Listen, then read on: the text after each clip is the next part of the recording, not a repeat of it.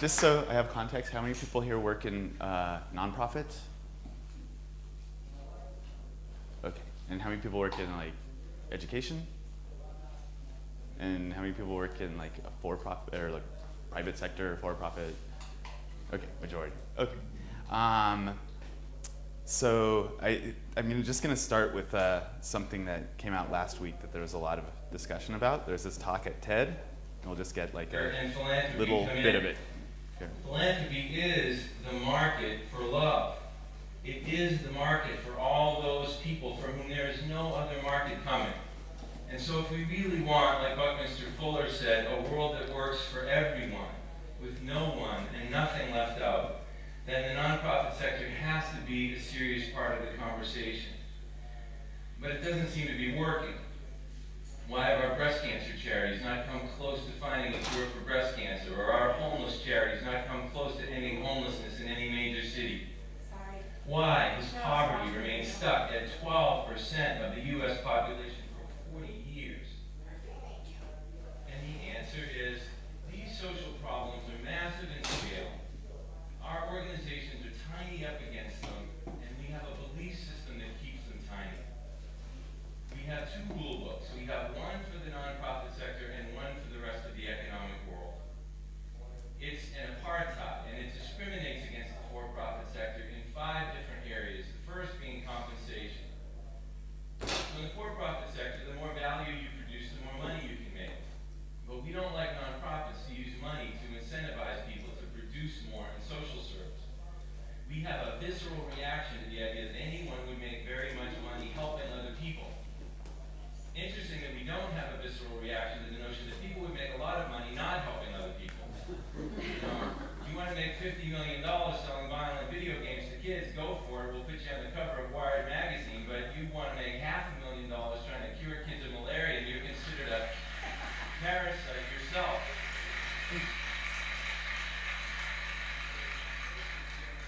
And we think of this. So he goes on to describe, What was his name? Sorry. Dan Palota. Oh, by the way, this thing is kind of cool, and it has this, if you've looked at it, and I've been confused by it sometimes, but I noticed that it has, for each event, it has a little discussion area, and everybody has access to this. So I'll put links to that, and anything I talk about, I'll put links to afterwards. And I'll also put sort of a cheat sheet afterwards. So somewhere here I could add document, message meeting, both of those things. So I'll add documents there, and I'll do messages that everybody will get.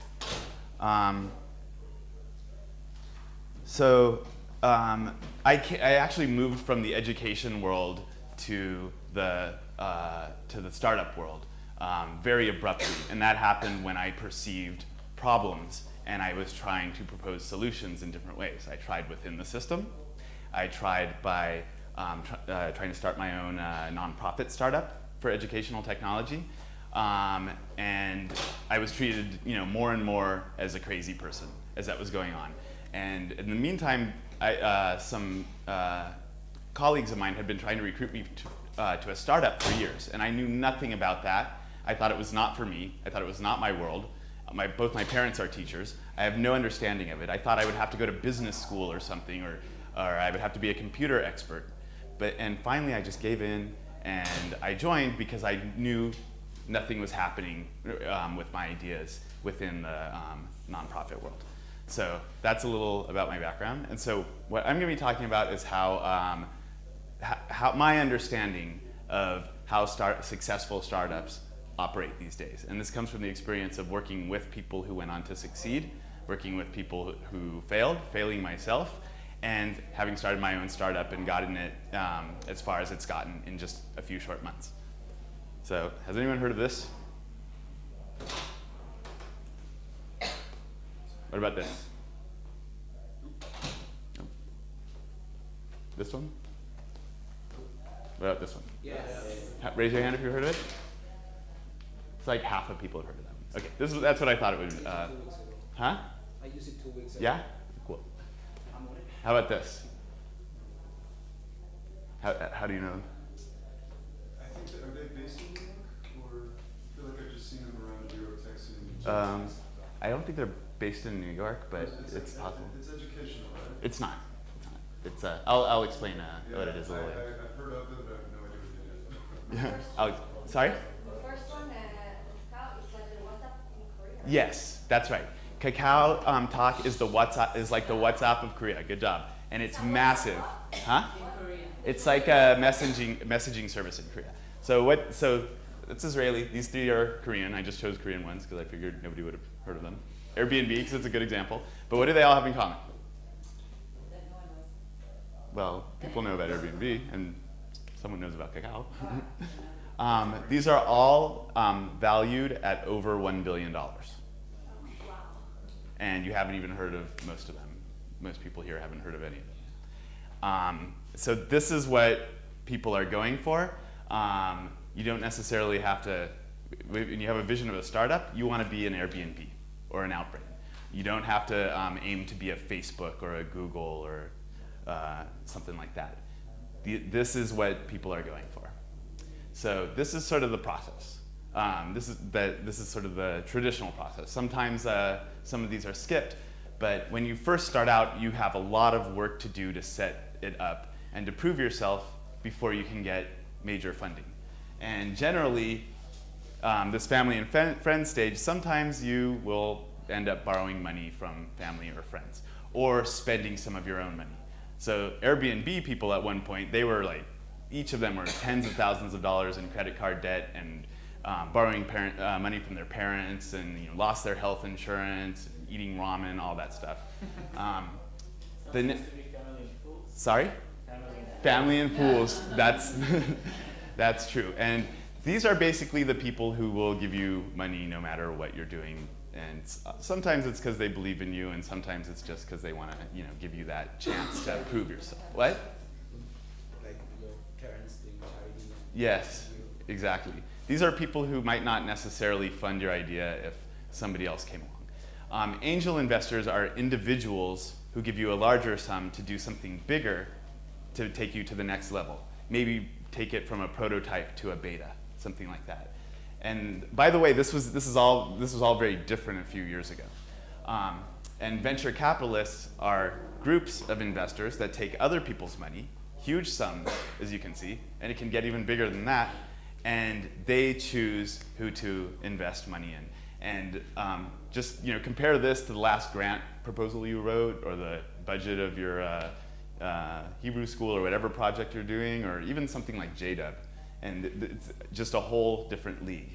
And that's because you gotta understand your market, you gotta understand your audience, you gotta produce something that they want so much that they'll pay the price that you have set for it.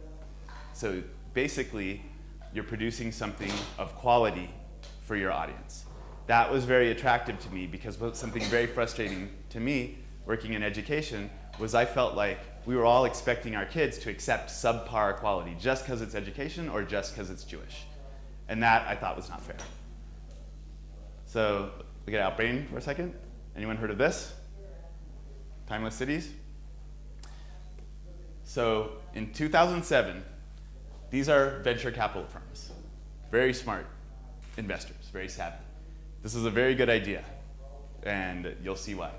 Gemini and Lightspeed got together and formed the Gemini Lightspeed Internet Lab. And each year, they selected 2 companies. Each of them put $2 million in a pot, $2 million. And then they would give the $2 million to 2 different companies. So can anyone guess why you have 2 VCs and 2 companies here? Yeah, because they diversify the risk, so they can enter into companies and get, and if they put 1 million, they would have the risk in just one company, and if they put it in 2, maybe Outbrain fucked up, but they continue with time the cities together. Exactly. I wish it went that way. But that's exactly right. So what if Gemini put $1 million into Outbrain, and then Lightspeed put $1 million into Timeless Cities, and then Outbrain took off and Timeless Cities went bankrupt? Then Lightspeed is screwed. They're out $1 million. And these guys get they get many times their money back, and sometimes it's really exponential. If this goes on to be $1 billion company, they actually, if it's on that path, they would put more money into it. But the more they put in, the more they would get back. So I was recruited for Timeless Cities. And so Timeless Cities got $1 million, Outbrain got $1 million. Timeless Cities burnt through their $1 million in about 4 months on junk. And here's another thing. One of their mistakes was they shouldn't have hired me. I'll tell you why later. But I'm glad they did. I'm really glad they did. And Outbrain did obviously very well. Both of these VCs benefited from it. So this was very smart move on their part. So how do you get to the VCs? So say you have this great proposal. They ask you for a proposal. They ask you for an executive summary or a business plan, right? Sometimes they give you a format. This is just numbers from a typical Silicon Valley VC, okay?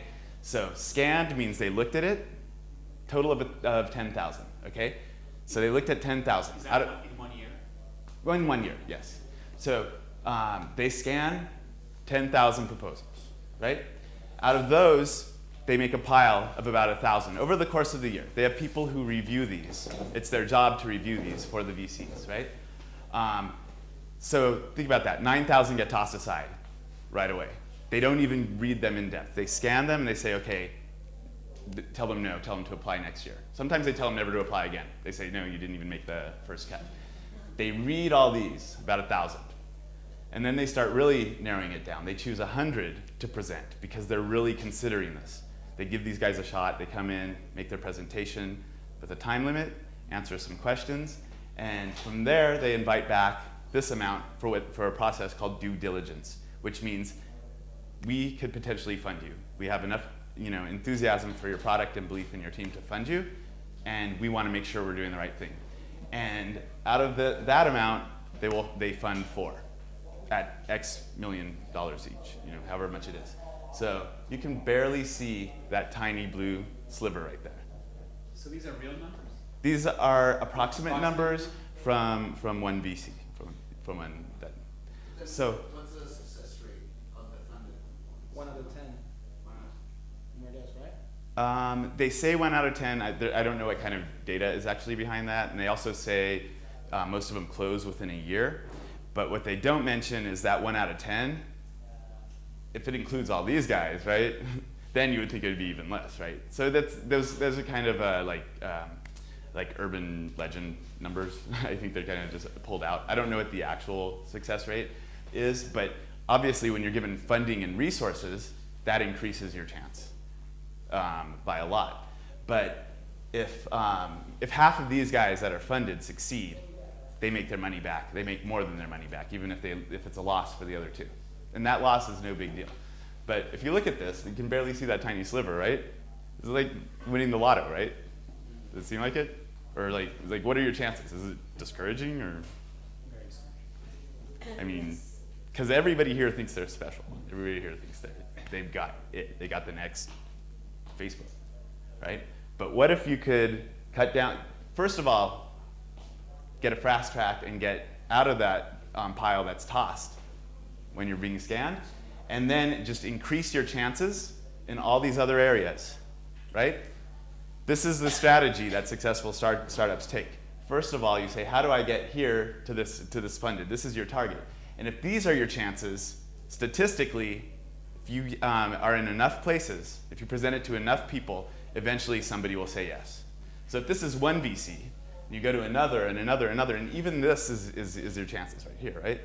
And you're just if trying over and over again. You got to get used to hearing all the no's because nobody's going to say yes the first time.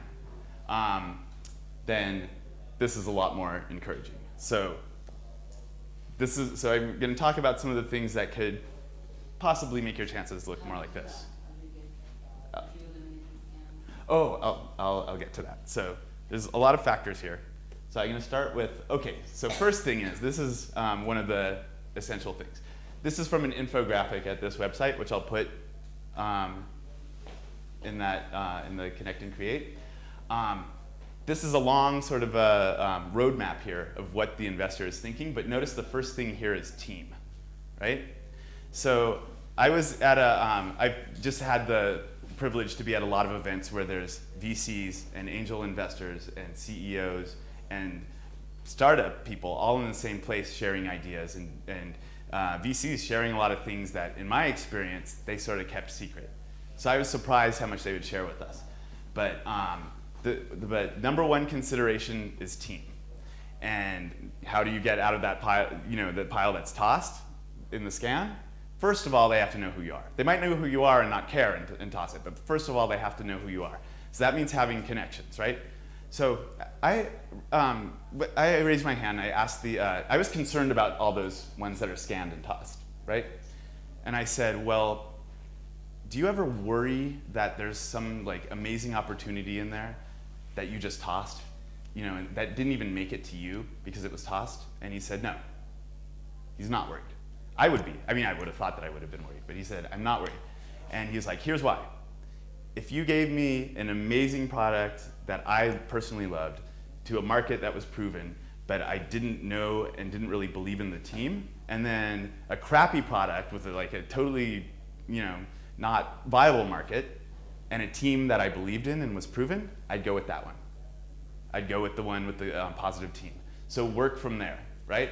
And then it's about product, then it's about market. Those are obviously important. You can't do it without all three. Without this, no deal. You don't even get out of the scan phase. So this is really the three things that they're thinking about. Market and product are obviously extremely important to really articulate and develop, but it all starts with the team. So I'm going to get into the team. So first of all, everybody is a jack of all trades, because everybody's going to be doing everything. And I just left behind my team in Korea, and they've been continuing at full pace, doing things that they were never qualified for or never dreamed that they would be doing, right? And so do I. But you don't say that. You never say that. And you never present someone as, oh, has many different areas of expertise. So I have to be positioned as a ed tech specialist with executive leadership experience, right? So that's the thing that we hone in on. Despite the fact that I can program, despite the fact that I can design, those are not the things I'm best at. What is my strength that we present, right? And 2 to 3 co-founders. If you're one founder, they're gonna think, you can't get one more person on board with this at least a little bit as much as you. And that doesn't really, it happens, but usually it's sort of a red flag. More than 3, it gets messy for you and it gets messy for VCs. You don't want a huge team, especially at the beginning, because it costs money, it costs equity, but it's not even about that. It's about working in a streamlined way, working fast and getting stuff done. Now, this is where you can really stand out, is if you go after people with big name for whatever reason. And usually it's a company that you can say they work for. So one of my advisors is from SKT, which is one of the major cell phone companies, and he's a marketer for them. So we're very specific. He's a marketing genius, and he can help us expand to new markets. And he's from SK, and they say, "Oh, SK, yes, SK is huge." So you got to articulate their achievements and what they're strong at. So I have a CFO who he comes from Social Point, which there's no Spanish people here, right? It's a Spanish company, and he has a budgetary and financial vision that actually improves the quality of the product and the marketing and everything. So you can say something, a unique strength, and you can say where they come from. So one expertise. There was one guy who's a math curriculum developer that is working with us, and we couldn't find anything that would mean anything to anyone. We just kept digging, and finally I found out that he was the first editor of the math section of Sesame Street magazine. And I was like, there you go. He didn't even think about that. That didn't mean so much to him, but it does to investors, right? Okay, here's why they're concerned about the team and why they're not concerned about product. Here's 3 examples. This one was not earlier, but this is also, I believe, $1 billion company, Groupon. Who's heard of Groupon? Yeah. Okay, cool. So Outbrain, that's the company that got that I was talking about earlier. they were passionate about blogs and about sharing blogs with people and doing blog content aggregation. That wasn't working out for them. And no matter what they did, no matter how many changes, so it was sort of a crisis within the company, which is common. It happens all the time. And after that, they started doing content serving. And so most of you have probably, last time you looked at a news website, you probably interfaced with Outbrain. So content serving means you have a smaller news outlet, but you want to get traffic from foxnews.com or cnn.com. So it's kind of like ad serving, but it's content serving. So have you ever seen on a news website where it says sort of in the news, right? Like other places in the news, they'll have all these links off-site to other websites that are actually paying to get that traffic. And that was a brilliant idea. And most people never even realize that Outbrain is like the middleman there. Groupon, they started out with group campaign organizing. They had a different name. I don't remember exactly what it was, but it was you mobilize people for a cause, whether it's money or whether it's raising money or whether it's organizing an event. That's what Groupon was doing, and that wasn't working out for them, and they had to pivot, and they came up with this coupon system. It looks nothing like what they were doing, but that proved to be the team's expertise.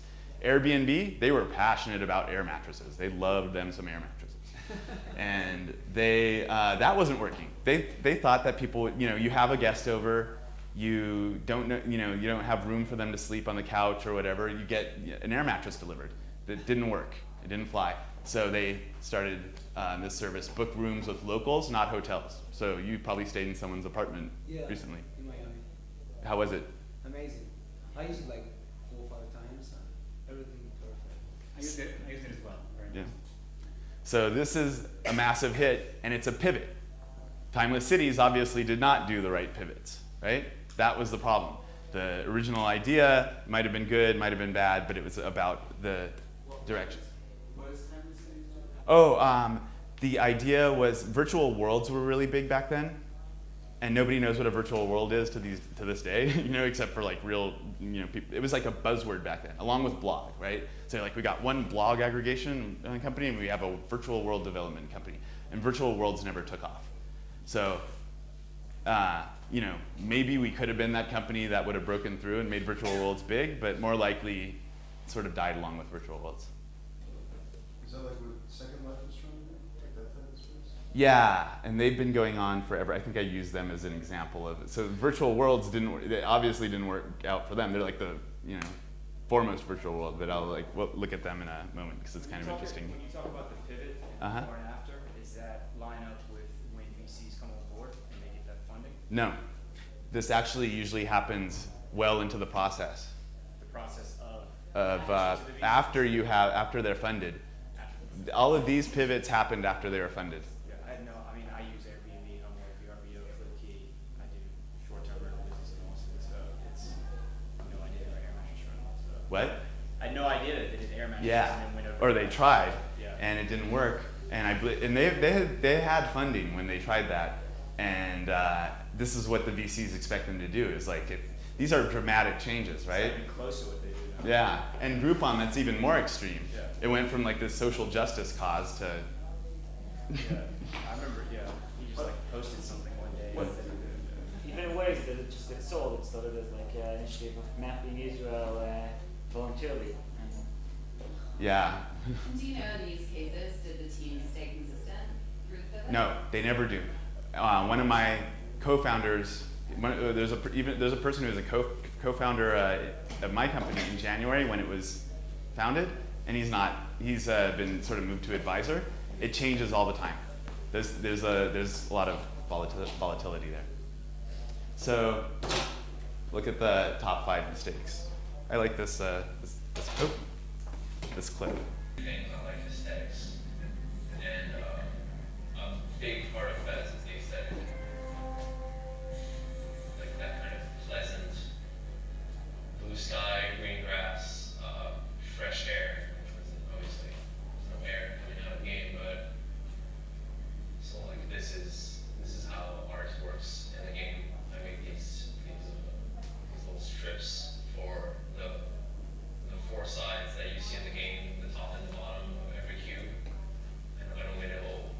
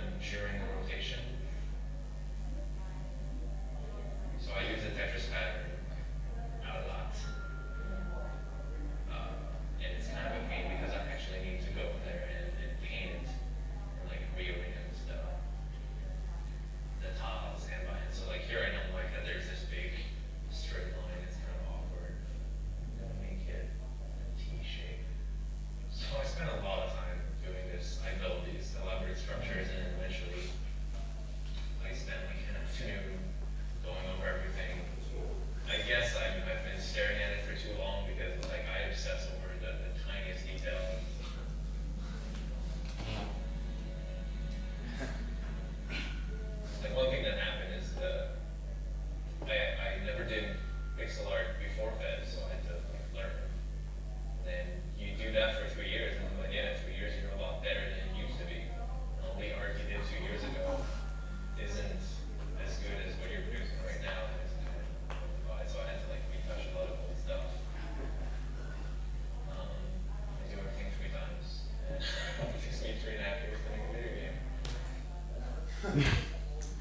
So this is something I see a lot in both nonprofit and for-profit, and it's the hardest. It's one of the hardest things to fight. Especially if you're making anything that's worth anything, this is a tendency. And that guy did so many things right. Like he said, he taught himself the pixel art, and he just dove in and did it. But this is what really made it rough for him, and took him 3 years to get that done, and he could have had it out 2 years before, and as imperfect as he thought it was. Yeah. This one when I heard a quote, it's called "Done is better than perfect," and it helped me a lot. What is better than perfect? Done. Done is better than perfect. That's right. I have it stick to my laptop and my desk, so every time I look at it, it's helping very much. And yeah, exactly. And so that was one of the first things I learned working for Timeless Cities when I was doing video editing for them, among other things. And they was anyone in the session with Josh Bernstein about Obama? Yeah. He talked about getting videos done in 45 minutes, which is insane. But that just means get the rough cut done, get it out, right? And that was crazy to me, but I just sort of had to get into that mode. I have a friend of mine that is in the technology, like this guy, and he told me that it's better like launching as soon as possible and testing as soon because before it was very common to have a beta project and then launch it, but now he launched it as soon as possible and test it through the use of the system or the game or whatever. Yes, and exactly. get the feedback of the users and I know a lot about the game development, and that's what he should have been doing. He should have released it 2 years ago, let people give him feedback, and then all of these tweaks would have been even better. Sorry, I don't have this clip. It was on YouTube, but YouTube was just being way too slow. But this is from a movie called Startup.com. The entire movie is on YouTube, so I recommend it. It also documents many of the common mistakes that you'll see here, and people still make these mistakes to this day. So overconfidence comes out in several ways. It can prevent you from pivoting. People love their ideas, right? People, and rightly so, and you're testing your idea. And when you're not willing to let go of certain aspects of it, because you're certain that that's the core of what you're doing, that can sometimes be a bad thing. In this case, also in the movie, he didn't take the competition seriously. And I have to point out, by the way, from discussions here, I've learned that the word competition means different things to different people. And it has a very negative connotation, I know, to some people, and it's part of that whole collaboration thing. Why aren't we working together? That we have such similar visions, but really, you got to be really careful about collaborations. There's this company that's very similar to what I'm doing. Well, in fact, there's parts of their descriptions on their website. This is in Korea, right? They're very similar to what I'm doing. So you could say they're a direct competitor, right? But it's very important for me to take them seriously. It's very important for me to know what they're doing. But I also know that their approach to getting there is so out of sync with mine that a collaboration would not be a smart thing, because we would be doing it just for the sake of collaboration. That's not always a good thing. And that's why you want the right team, and that's why you want it to be streamlined, and it to be people who can work together and share a vision of how to get there, not just where you're going. And this was something that I had such great ideas that they were so awesome that it was the idea itself. Let's just do it, right? And really, it's not even about that. And that was one of my mistakes with my first nonprofit. Was I thought that these ideas were just so incredibly brilliant that all we had to do was make them happen. And really, I should have been much more willing to give up key aspects of that. They were like, it was like those ideas were like my children, right? And I had to give them up for adoption or something like that, or let go of them. But it's all about executing it right. And lack of focus. And this is Linden Lab. This is the company that makes Second Life. The virtual world, and virtual worlds didn't take off. Most of you probably don't even know what a virtual world is. Don't worry about it because most people don't care. It didn't really work out, but there's some very interesting potential there. And there's some very trailblazing thing that this company, Linden Lab, has done with Second Life. They are making revenue, they're profitable, but they're not growing. And that's a big problem for a company like this. So what did they do with their profits? They're just throwing everything at the wall to see if something sticks. They're developing a ripoff of Minecraft and a copy of some other app where you make up choose your own adventure stories. And these are all clones of other things that are out there. And none of this has to do with what they were really good at and where they've really succeeded. And frankly, any of you could walk out of this room and develop any of these if you really wanted to. If you were willing to put aside the I don't know how to do it thing and just go out and do it, any one of you could make any of those apps. And this company with all these millions is completely unfocused. And we heard examples this morning from University of People. Do you notice how many people said, well, why don't you do this? Well, why don't you do that? You're going to experience that over and over again. And you've got to focus on what you're doing. And on doing one thing and doing it well, and everybody's going to complain about what you don't do. That's always going to happen. Every single technology that I've ever worked on, especially with education, people complain about what it doesn't do. And that's just how it goes. And it's a mistake to take every one of those leads. And then Nancy Lublin talked about an opportunity to take a grant to build more buildings, right? To build more clubhouses or whatever, and how she turned that down. In Timeless Cities, there was a lot of chasing the money and losing focus and completely changing the scope of what we were doing, and it made us, among other things, it made us just look really flaky because we would just bend with the wind and completely lose our focus. We really did need the money, but right now I have a couple of opportunities with my company, and I do need the money, but I'm much more careful about even considering some of them because our focus is what's really working. That's what's really resonating with people, and we know where we're going with that. And this stuff would take us out of our focus. Oh, this is a big one. And maybe this was with Timeless Cities, we did have competitors because there were other virtual worlds that were on the rise. But if you investors want to see you articulate an understanding of your competition. And if you say you don't have any competition, then they're going to say either there's no market for what you have to offer, and you can't prove that, or they're going to say you just don't know your stuff. You don't know what you're doing. So, by the way, which of these would you rather be? You notice how both of these came before Facebook? So by the time you get into the space of where you're going, unless you're a prophet of the future, you should know that you have competition that's trying to do the same thing, and you should be able to say, here's what they're doing wrong, and here's where I can do it right, and be able to articulate that. And this is, to this day, I see startups doing this. You get $1 million, you feel like you have to spend it as quickly as you can, you get a nice facility, you hire more staff, and this goes back around to Timeless Cities. They shouldn't have hired me because it was like they had a bunch of extra cash lying around and they decided to hire somebody to do all this stuff that they should have been doing.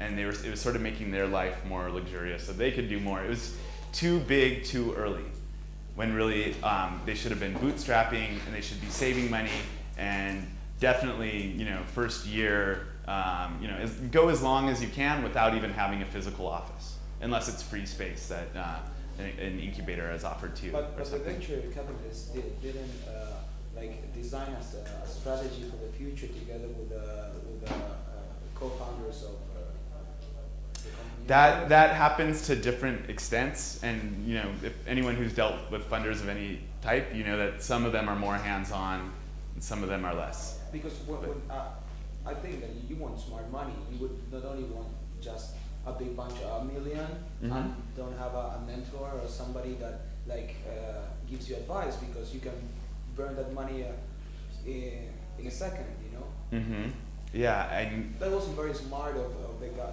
No, it seems irresponsible for So the totally venture capitalist irresponsible.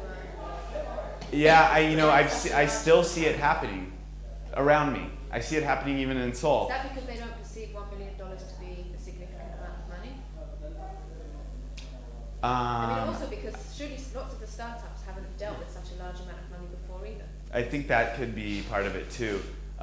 I did talk to, so I spoke, there's an angel investor that I sat down with a few weeks ago, who told me about his latest project and that he was funding. And he was very hands-on, and I asked him all sorts of questions. I said, do you guys have a facility? And he said, yes. And I said, that doesn't sound good this early, like that you're paying for a facility. He said, but it's an apartment, it's a shared space, and they all live there. So they're actually saving on expenses by doing that, and like communal kitchen and all of that. And you know, it's for a year or so while they develop this app, and it's a really cool app, and I really like what they're doing. They're doing the smart thing. There's another company that a Korean company that I know their funding level, and it's similar to Timeless Cities, and their team was like twice as big, and they have an office in New York and an office in Seoul. I don't want an office, I want to go as long as I have some shared office space, but I don't want anything more than that until I can really justify it with actual revenue. Because until then, it's a waste. Until you need it. What? Until you really need it. Until you really need it, or, I mean, I think until you justify it, because I think I need it now. I'd love to need it, you know. but yeah, until it's justified, I think. So these are the things to be. So this is maybe the hardest, because, so this is on a few levels.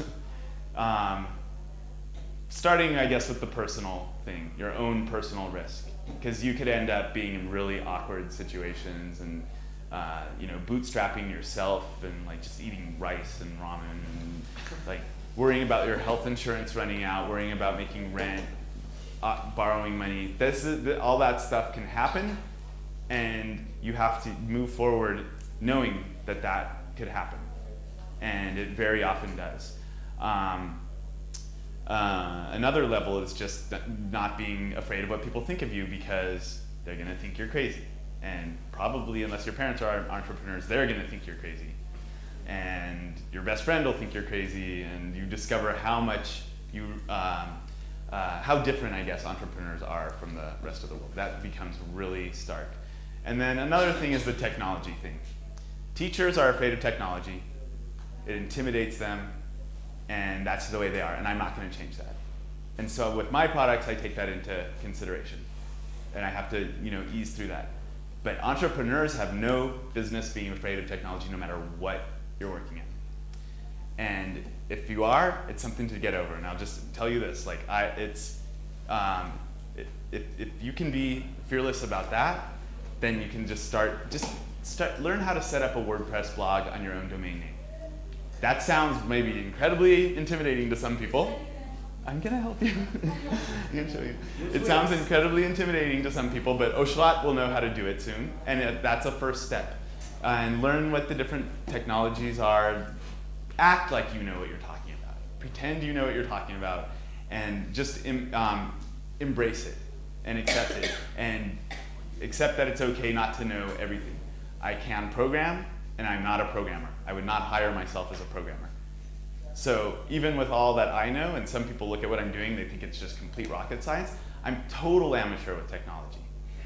I know how to identify different technologies, I know what they can do, I know how to manage technology programs, but the ones who get down to work are not me. And that part of that is this fearlessness of not being afraid of all that.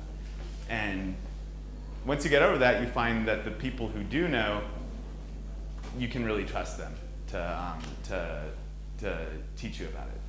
By the way, on that note, I did get a lot of bad technology advice. So here's what, very early on, that like led us in weird directions. So I would say, get many opinions about every technology decision that you ever have to make. But that technology thing is really important. So I think there are points where I was like going ahead but not being totally fearless about it, like really worrying about things, but when you're working out of like fear for your own personal well-being, rather than the love of what you're doing, people can tell, and it sort of makes things worse. So if you can just brave all this stuff, usually things fall into place. This is really important, and this is super important for cutting yourself out of that pile of applications that are scanned and just tossed, right? You want everybody to know who you are, and you want to in fact be a nuisance to some of those people who should know who you are. So this is also why it's important to be in, physically located in a place where there's a startup scene. So I go to as many events in Seoul as I can. And so recently, this is just an example. I was at some event. It was a social event, and there were all these VCs walked in, right? And somebody said to me, like, see that guy, he's a VC, you should talk to him. And I was like, well, I need context first. Like, I don't want to just like run up and be like, I heard you're a VC, right? But I need context. And I found out that he was the founder of Daum, which is one of those companies I showed you at the beginning. And I just like got up and ran across the room, and I, with like, something nice to say to him about Daum, and started the conversation. And some people say that they've had a lot of encounters when they, just cold approach someone like that have been negative, but I never have. Whenever I just, walk up to someone who I hear is in a position like that, they're always really nice. Often they'll give me their card. And some of them I call on afterwards, and some of them I really bug afterwards, but you stay in their consciousness that way. And this way you pretty much cut yourself out of that big blue part of the circle, and you start, and with all this other stuff, you start like cutting down the other things. But what can be worse? If you don't go and talk to him, you don't know. But yeah. The worst is you don't have the relationship. Talk to him, and if he's a fool or a jerk. Yeah, he might be a total jerk, and then that's like part of being fearless and having a thick skin also, is being like, wow, that guy was a jerk, right? I talked to some weird angel investors before. I've talked to some weird people where I've walked away and been like, nothing is ever gonna happen there. That's the other thing is, Timeless Cities did not have a good relationship from the very start with Gemini, with one of the VCs. And it went ahead anyway, because it's business, And then later on, there was a difficult relationship with an angel investor. Those were mistakes. And there are enough good people out there in that world that you would really mesh with and have a good dialogue with, that it's best to go after people who you feel like, you could have a beer with afterwards, or you could call when you're in trouble without them judging you. That's really important with funders. But being everywhere is a part of that. And not being afraid to approach them or to email them. Since I got here, I've been gathering names of Israeli startups, Israeli VCs, and some of them don't even answer me. Some of them answer me and are like, kind of like, well, kind of drop off, and they're like, what do you want from me? Like, what could you give me, and what do you want from me? But a couple of them sent back really warm responses, which if you get that from an Israeli VC, they mean it, which is really nice. And who knows which ones of them would have sent that if I hadn't sent all of those. So being persistent. Now this is something that I look back and I really judge the founder of Timeless Cities on for being persistent. I judged him sometimes, but other times I really admired him because he caused me to go along with him for this. And this is part of this is really hard because after doing something for 2 years and having it not really take off, people really might think you're nuts sometimes. So this is super, super important, and this is something I'm always aware is might be around the corner. Like a really, really rough times at any time can hit the team, and making it past that, making it across that is really important. And something about when you build a team, now I feel like an obligation to them to be persistent. And that's something really great about having the right team, is you feel that obligation to them and they feel the same thing for you. Does anyone know what that is? Dots? Do you know it? No, they just look like dots. It's a game called Dots. Yeah, simple. Yes. Is that where you make the box and put your initial in? You just connect dots, Right. and then it's sort of like Tetris. Lines and Yeah, and it's addictive. It's really cool. You should try it if you want. But it's one of the more addictive games I found. But More than Candy Crush? that's addictive too. I don't play it by everybody. But the thing about this is just how crazy simple it is, and what a huge hit it became so quickly. This is a massive, massive hit, and so being simple is about product. Your first product has to be really simple. So for example, first product of University of People is those 2 degrees. And everybody, of course, is trying to lead you off track and take away your focus and say, why aren't you doing humanities? And what about kids? And what about English classes? But keeping it simple. So like, look at the iPhone and all the features it has now, and look what it launched with. So all of the, I mean, I'm definitely an entrepreneur, early adopter type, so I was psyched and I knew the potential, and I also knew that more features would come later. But everyone around me was saying it doesn't have copy-paste. It doesn't, you can't remove the battery.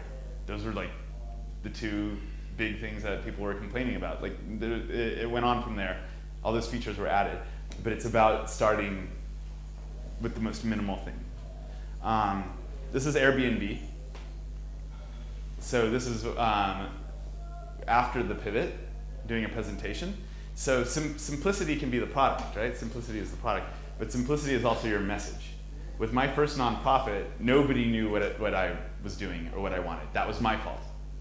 I was a lot younger, so I blamed them, right? I was like, why don't you guys get it? But really, I needed to be able to articulate it like that. So my company is educational gaming for 21st century classrooms. Airbnb is book rooms with locals rather than hotels, right? And you've got to be able to articulate what you're doing in a sentence like that, where the first sentence says, oh, that causes people to say, oh, tell me more about that. I want to learn more now. How does it work? Because they know exactly what you're doing. So be in motion. This is extremely important. I miscalculated, and I expected to get more funding earlier than I did with Simnic, which is my company, and we had to keep going anyway. And here's how it sort of goes with like angels and funders. Like, you could be like way down here the first time, you know, they meet you, or you could be like way up here. No matter where you are, what they want to see is something like this. You know, you could come to them and be like, oh, we had a real setback last week, but there was progress. And then they want to see like that you are moving up and that you're moving ahead, no matter where, no matter how much you're moving ahead, and no matter what the exact circumstance. So every time I go back to one of these events, if I go back to the same funder or the same person who's in touch with VCs or whatever, I can say some concrete progress that I've done. I said, oh, we just did a test on, our first test on a mobile device, or something like that. So that's what they want to, and you got to be able to prove it sometimes too, you know. But so you don't make stuff up, but really just be in motion, keep moving no matter what barriers are there with it. Make progress in whatever direction you can with it. So yeah, those are the things. But team is the big one. So I'm just going to touch quickly on these two, because I talked about team at the beginning being the most important. Market and product. Okay. Anyone know which company that is? Facebook. Yeah. So Facebook started out as a product for Harvard students only. That was it. Only people with a harvard.edu email address could sign up. So that was their go-to market. So this is a slide from my deck, from my presentation deck. And here's our total market. Well, here's our total market, right? And then here's our go-to market. It's very limited. Total market is like all, you know, K through 12 in the United States. Go-to market, private schools, that narrows it down, and then narrowed down by grade. But it's also narrowed by subject. It's mathematics. And everybody loves to see this. All funders like to see, you know, a roadmap where you say, in year 3 we'll expand to South Africa, or, you know, whatever it might look like. So prototyping. Anyone know what that is? So look what they did at first. They just had a pair of sunglasses, and they like taped they had a mirror and some wires and a smartphone taped to it, and they slowly progressed. So this is what prototypes look like. And really, whatever you're working on, whatever resources you have, you should just make it. So I have these friends at the university. I live near a university in Korea, and I love visiting them because they have this lab. It's a student organization, a student entrepreneur organization. And in their offices, they go to take a break, but they just go there and they just brainstorm ideas, and they just build them as quickly as possible. So they went to the hardware store and came up with this. And this is a coffee cup, like a coffee cup from the store or from the cafe holder for a bike, which they don't have in Korea. I think they might have it other places, but that particular product does not exist in Korea. And so they had this great plan for it, but this is their prototype, and that's what it looks like. And that's a prototype. That's what it looks like. This is from that same movie I showed you earlier. This is the prototype, and then this is what the actual game looks like. It has beautiful art. This is my prototype. There were 2 iterations of my prototype. This is the original one, and it just looks like total junk, but it demonstrates the gameplay. And then there's this one, which demonstrates how it works on mobile, and more demonstrates the pace of it, right? Now, I made these with RPG Maker, which any of you could use if you wanted to. This is really simple stuff. Krona SDK is another one that you have to know a little bit of coding, but it's super simple. And there are other prototyping tools that are just as that are even simpler. So here's an example, Proto.io. If you want to make an app, you can make the prototype using Proto.io. And there are tons of other similar. Sorry? 5 slides. Huh? Up to 5 slides for free, and then like the premium model. Yeah, that's right. They might have you might have to pay.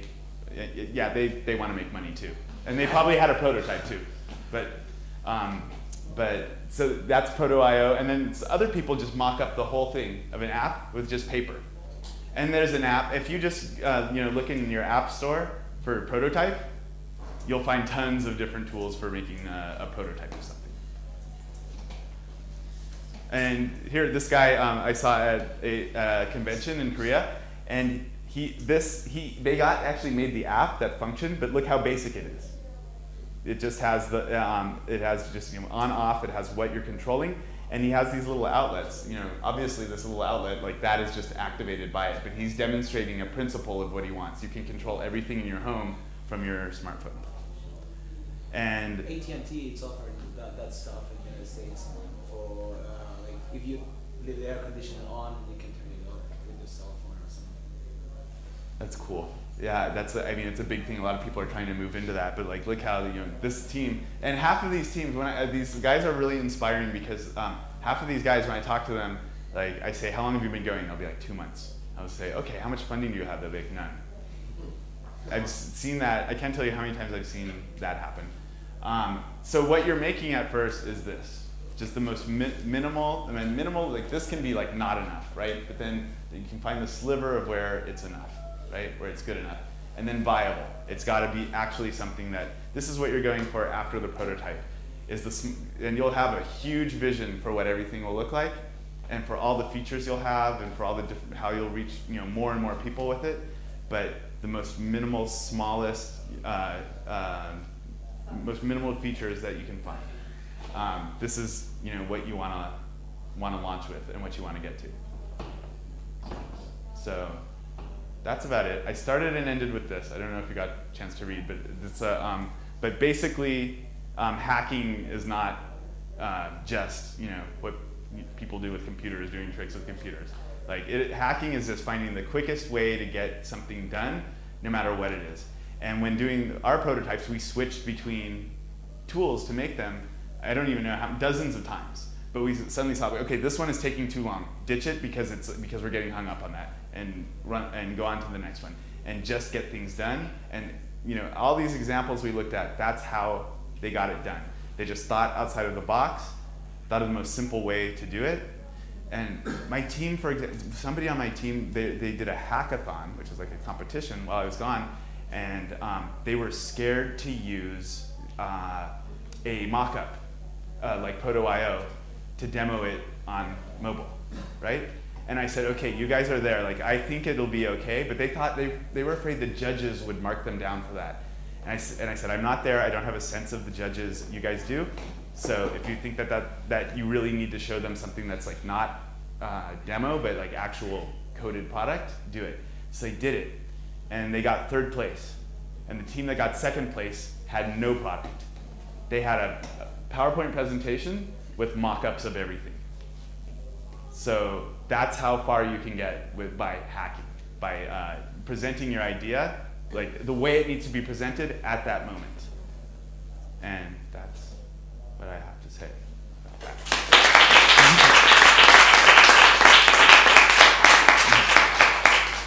Questions? I think we have not a lot of time, but 10 minutes.